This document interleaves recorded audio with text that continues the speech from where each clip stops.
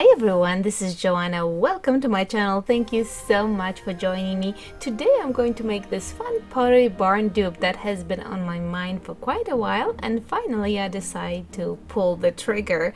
I hope you guys enjoy it. It's such a nice decor piece, not only for the holidays but also for the rest of the year. So let's get started. And for the project, I'm going to be using two balls from the Dollar Tree, as well as a handle from an old drawer that we were throwing away. It's a little bit banged up, but I'm not really worried about it. I'll just sand it down. It's going to look just fine. And E6000 is going to be my glue of choice. And after applying it and attaching it to my bowl, I am going to let it sit for 24 hours. I want to make sure that it's nicely set, because the balls actually are pretty heavy, so I want to make sure that it holds the weight of the ball. And when it is all nicely dry, I decided that I will go in with some spackle and fill in the little holes for the screws. It really makes a huge difference if you do that, because when we spray paint it, you will see all those little details. Now let's just go ahead and sand it a little bit. So it looks good. I'm going to sand the handle as well, because there were some little rusty parts on it as well, and it looks really good. Now the Pottery Barn piece has a little railing around the rim, and I decided that I'm just going to use an old TV cord. It's nice and flat, and there are two wires stuck together, so I'm just going to use E6000 and I'm going to put it all around both rims, so that the top bowl is going to have it and the bottom bowl is going to have it. I'm so super excited that I actually got to use it, because when we were cleaning out our wires, which everyone has extra wires, we were going to throw this one out, and I decided that, you know what, let me just see if I can do something with it, and sure enough, it came in handy. Now if you have round wires, they would look very nice as well, but I'm just not sure how easily it would attach itself, because right here you have that flat surface of both of the wires, so it actually came together pretty easy. Okay, now I'm going to let it sit, and again for 24 hours. You don't have to do 24 hours, but I just did it, and there you have it, both pieces together. This is exactly what I'm after. I just wanted some kind of a design on the rim, and I'm going to spray paint it with copper spray paint, and there you have it. It is all nicely done. It looks beautiful. I'm just, at this point, I was just in shock how nicely it was coming together. So now I'm going to use two of those Dollar Tree candles. It of course depends how big your bowl is. You may just need one, or you may actually need as many as three. So you can either throw it in the microwave. My microwave is not tall enough, so I'll just heat it up in a big jar of hot water. And now you're going to have two long wicks.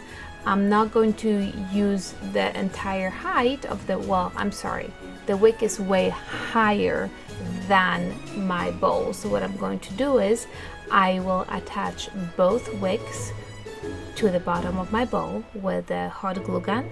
Then I'm going to go in and I'm going to cut off the wick probably halfway, and I'm going to use those two wicks as my wick number 3 and 4, because I want to make sure that for this size candle I have 4 wicks.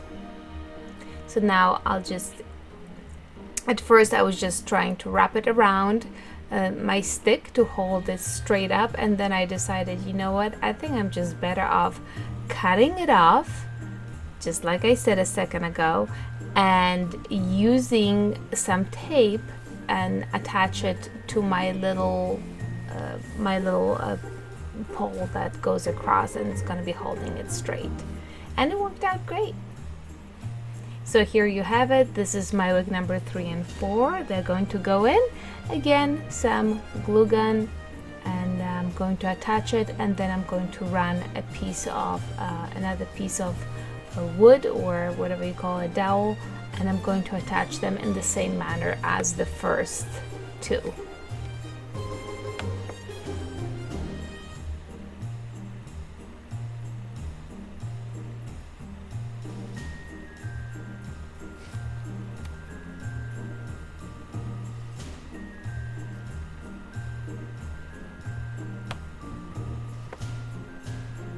So if you guys are enjoying this video and enjoy me struggling with my candle here, make sure that you guys subscribe so that I know that you guys enjoy the videos. I can make many more of them for you guys.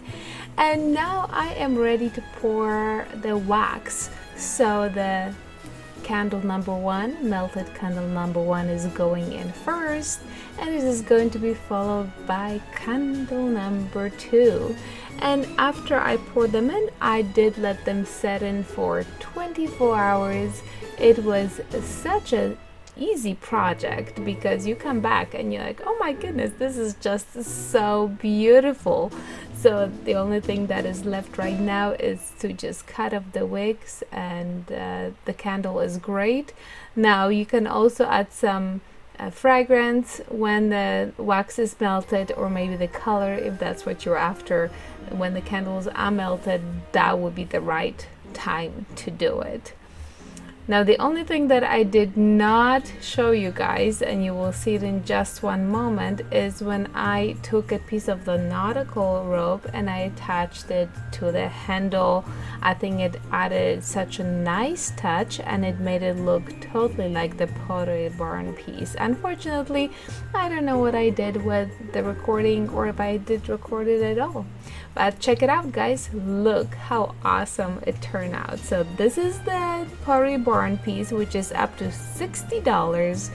And here is my piece that I am so in love with. What do you guys think? I think it came out pretty darn good. And I think that you can have it out for the holidays or all year round, whatever you want to do. Now I hope you guys enjoyed this video. Make sure that you subscribe if you did like it, and I hope you love this piece because I am just absolutely in love with it. Till next time, my friends, thank you so much for watching. Ta-ta!